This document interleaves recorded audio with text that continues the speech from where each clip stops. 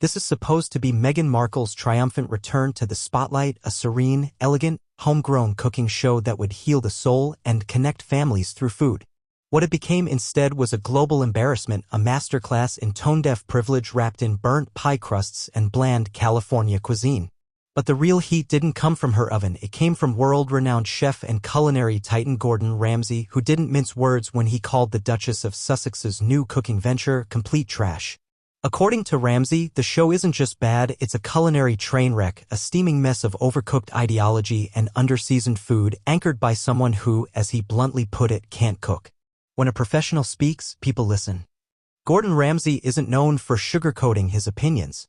With decades of Michelin-starred restaurants and a globally respected culinary empire behind him, Ramsay is perhaps the most recognized and feared voice in professional cooking. So, when he lambasted Meghan Markle's show during a recent interview, calling it inauthentic, poorly executed, and creatively bankrupt, the world took notice. His words weren't just harsh, they were definitive. And they weren't baseless either. Ramsay pointed out that Meghan's attempts to showcase wholesome family cooking were laughable considering her obvious lack of culinary skill, inconsistent storytelling, and overly polished studio kitchen fakery. If you're going to sell yourself as the next Julia Child, Ramsay quipped, you should at least know how to hold a knife properly. The Meghan Markle delusion, activism with a side of overcooked carrots.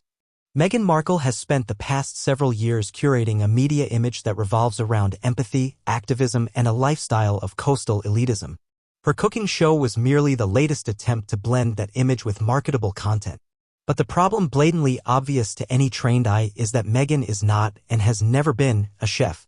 Her culinary expertise stems from little more than blog posts from her defunct lifestyle site, The Tig, and a few staged kitchen photos with jars of artisanal honey and decorative figs. Ramsay called out this performative nonsense for what it is: fake, superficial, and tone-deaf. You don't film a show about family recipes while a team of assistants preps every ingredient for you off-camera, he noted. That's not cooking, that's cosplay. The show itself, a case study in pretentious flop. Critics and viewers alike have slammed the show, not just Ramsay. The first episode, which aired to a dismal reception on streaming platforms, was widely mocked for its bizarre focus on Markle's lifestyle over actual recipes. Long shots of expensive countertops, insufferable mindfulness monologues, and constant reminders of Meghan's personal journey drowned out any real culinary value. This is supposed to be Meghan Markle's triumphant return to the spotlight, a serene, elegant, homegrown cooking. Food writer Helen Rossner of The New Yorker called it a cooking show for people who don't cook. Variety's review was even more brutal, labeling it a saccharine, insincere vanity project with zero nutritional value. At one point in the pilot, Markle attempts to bake a lemon olive oil cake, a recipe she famously claimed to have shared with the Queen. The result? A soggy, unstructured mess that any royal baker would have tossed in the bin. Ramsay didn't hold back. That wasn't a cake, it was an insult to citrus. The public isn't buying it literally. If Meghan hoped this show would revive her brand or push her back into the hearts of the public, she miscalculated badly. Viewer retention numbers plummeted after the first 15 minutes. Online reactions have ranged from lukewarm confusion to outright ridicule. Social media users flooded platforms like X, formerly Twitter, with scathing commentary. Gordon Ramsay was right, she can't cook and clearly doesn't care to learn, one user wrote. Another noted, she's trying to sell authenticity while filming in a $14 million mansion with a personal chef off-screen.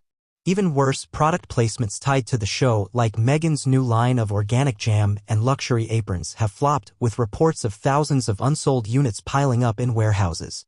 A failed brand extension built around a failed show, all stemming from a failed premise that Meghan Markle has something valuable to offer the culinary world. At its core, this cooking show is just another symptom of Meghan's ongoing struggle to find relevance. Since stepping down from royal duties and turning her back on the firm, Markle has cycled through various identity experiments: activist, podcaster, producer, children's author, and now culinary host. Each endeavor is slickly packaged, laced with virtue-signaling buzzwords, and devoid of substance. What Meghan doesn't seem to grasp is that credibility isn't something you can brand into existence. It's earned through skill, passion, and humility, none of which were evident in the show that Ramsay eviscerated. There's a difference between presenting food and understanding it, he said. She doesn't understand a damn thing about cooking. Gordon Ramsay isn't alone, industry professionals are rolling their eyes. Ramsay may have delivered the most headline-grabbing critique, but he's far from the only industry veteran unimpressed. Several celebrity chefs have anonymously echoed his sentiments, reportedly calling Meghan's show embarrassing, PR-driven nonsense, and a lifestyle scam for the gullible. Even streaming platform insiders have leaked frustration, noting that the show's budget far exceeded its quality. "It's like she wanted a cooking show without doing the cooking," one insider said. "Everything was about aesthetics and image, not taste or technique." Another recipe for irrelevance. Meghan Markle's foray into the kitchen was less about food and more about fame. Food writer Helen Rossner of The New Yorker called it a cooking show for people who don't cook. Variety's review was even more brutal, labeling it a Unfortunately for her, the public and professionals like Gordon Ramsay have had enough of the facade. Ramsay's takedown wasn't just personal, it was professional. It was a declaration that the kitchen, like any serious discipline, isn't a place for vanity projects and delusions of grandeur. It's a craft. And when someone like Meghan Markle walks in with pretense and zero expertise, it's not just bad, it's insulting. As Ramsay put it bluntly, "You want to be taken seriously in food? Start by learning how to boil an egg." If Meghan Markle thought she could rebrand herself as the Martha Stewart of Montecito, Gordon Ramsay, and the rest of the culinary world just handed her a scorching reminder. This kitchen is closed. Unfortunately for her, the public and professionals like Gordon Ramsay have had enough of the facade.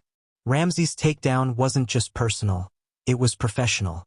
It was a declaration that the kitchen, like any serious discipline, isn't a place for vanity projects and delusions of grandeur.